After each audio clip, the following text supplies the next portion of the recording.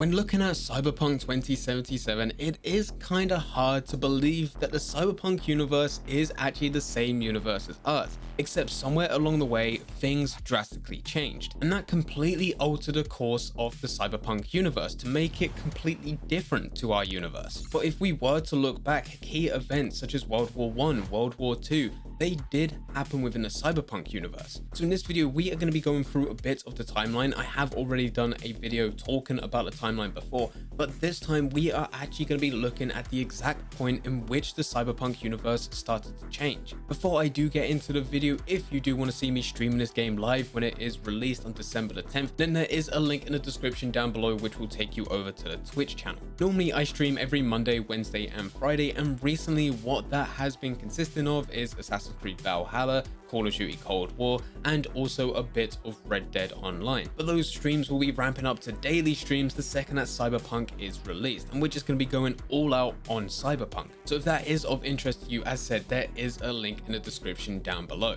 So getting back into the video, as said, the Cyberpunk universe is the exact same universe as ours, but somewhere along the way, things started to branch off. And it would be easy to go all the way back through the timeline and say exactly at this point, the first ever event that happened within the Cyberpunk universe that didn't happen within our universe is the point in which it started to branch off. And yes, that is true. And because of that one change, there you have the butterfly effect. And that person could do something that can completely change up everything. But at the beginning, these were very small changes and they didn't make a massive difference until a certain date later on. We can look back all the way to the 1800s and we can start to see different characters being born. These characters do not play a part within Cyberpunk 2077, but what they do play a part of is a big family name. So you have Sese Arasaka, who was born to the mid to the late 1800s. And Sese Arasaka was the founder of Arasaka. But in these early stages of 1800s going into the 1900s, it was only a small manufacturing company. And Arasaka was not in a position of power at this point to change the world or even take control of it.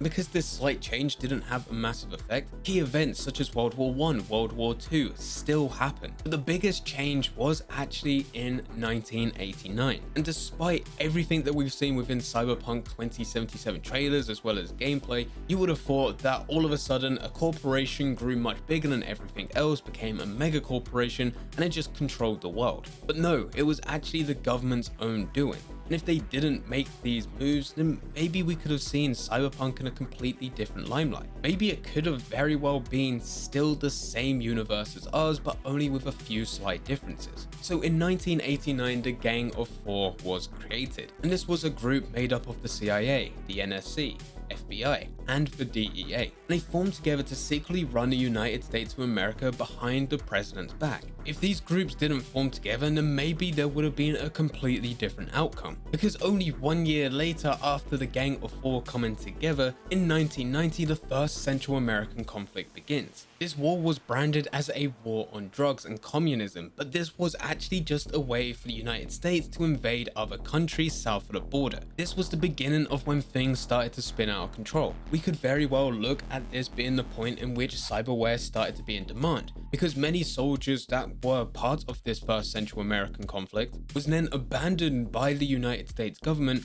and ended up coming back from the war missing different body parts and missing different limbs. So therefore soldiers then wanted this cyberware so they can at least feel like they had that body part back. And that's where the demand for cyberware came from. We could also look how this war had another effect. Because even though America was confident that they can invade countries south of the border and then take them just to make America even more powerful, they underestimated the backlash of what was about to happen. Because during this Central American conflict, which lasts quite a few years up until 1994, within 1993, coming towards the end of this war, a small yield nuclear device is detonated in New York City, killing 15,000 people. And the big question that is on everyone's mind at this point is, why did this happen? Who did it? It was later found out that the Colombian drug lords were to blame. And if the Gang of Four didn't form together to secretly run United States, only to then invade countries south of the border and interfere with the drug trade,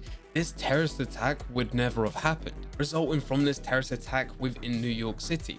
In 1994, the world stock market collapsed. During this year as well, this was when the Central American conflict ends, and because of everything that happened in 1996, the event known as the collapse begins, which also led to the president and vice president being killed. From this point, the government wasn't in power, and America was just in pieces. 1 in 4 Americans become homeless, martial law is established, gangs pop up with alarming regularity, and because of all of these problems that's happening in the States, people started to move out of the cities because of becoming homeless, and a lot of these people eventually formed as the nomads.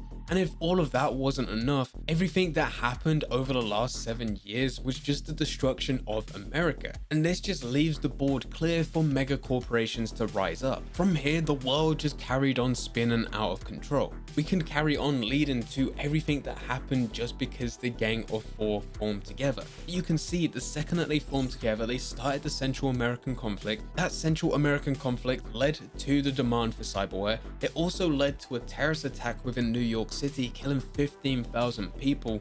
Eventually, the world stock market collapsed, which led to the collapse of America, which also led to the vice president and president being killed, which finally brought us to the point of where the rich got richer and the poor got poorer.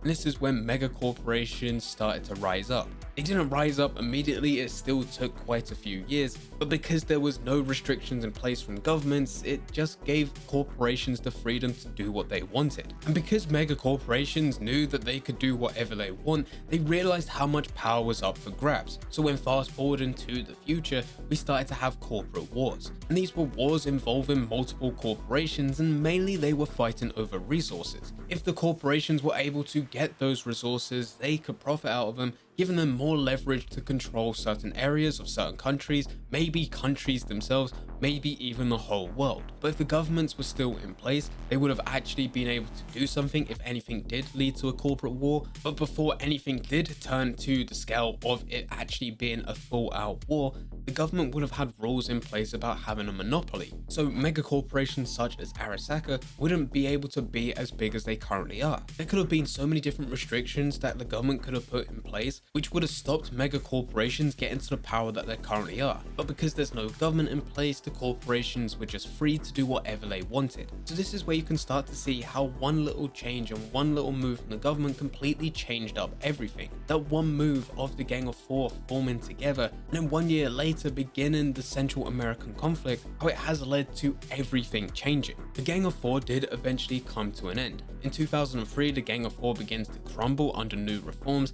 and in 2004 you did have the CIA and also the army unite to finish off the Gang of Four. After many mistakes that happened from the Gang of Four, America did soon realize that they just weren't beneficial to them. In the years that they did try to run United States, they absolutely messed up everything. But even though the Gang of Four was taken out, it was too little too late. Because in 2004, the moment when the Gang of Four was taken out, also this was the point in which the first corporate war began. And from there, the rest is history. Everything has been spiraling out of control since these events. The cyberpunk universe is no longer anything similar to our universe, and this is now what leads to Cyberpunk 2077, where cyberware is very common and everyone is buying into it. There is somewhat of a government in place for the new USA, but it's run more as a dictatorship, and within the United States you have free states, where the government has no control. So within Night City, Arasaka is the mega corporation that's in control. They control the borders. And with all of this, there is no taking back the damage the Gang of Four did as soon as they formed together. So this was the changing point for the cyberpunk universe. Before this, everything was very similar to our universe, where there was only small little things changing. There was still World War I, there was World War II, you even had the Cold War. But in 1989, when the Gang of Four formed together, that's when everything completely changed. If the Gang of Four didn't form together, who knows what would have happened. Maybe the cyberpunk universe would have been very similar to our universe still, with only a few slight changes. But anyway, that is the point in which the cyberpunk universe started to split from our universe. If you do want to talk more in depth about the lore within Cyberpunk 2077, then there is a link in the description down below which will take you over to the Twitch stream. As said at the beginning, I mainly stream every Monday, Wednesday and Friday, but when Cyberpunk is released, that will be going up to daily streams. So if that sounds of interest to you, feel free to head over to there, drop a follow, and you'll be notified the next time I go live. But anyway guys, I hope you guys did enjoy. If you did enjoy, don't forget to leave a like and subscribe. But for now, I'm going to see it.